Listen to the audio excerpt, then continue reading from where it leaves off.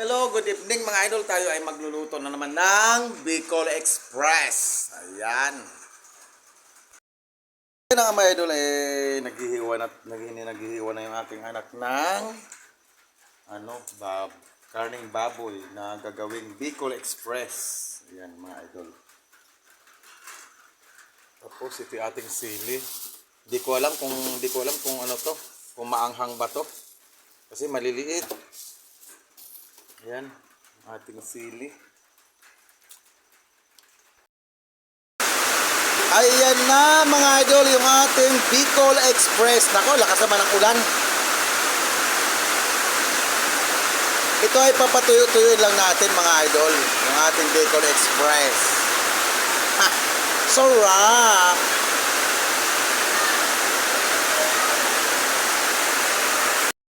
Titikman nga natin mga idol kung tama ang anghang.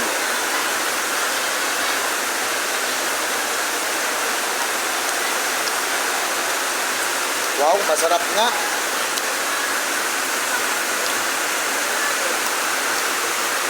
Ayan, patututuin natin ng konti yung nagmamantika.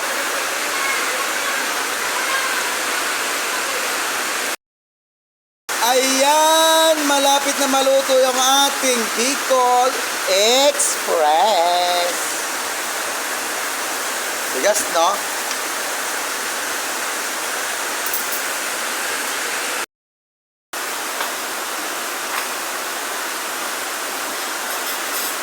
Ayan mga idol, samahan kakain na tayo.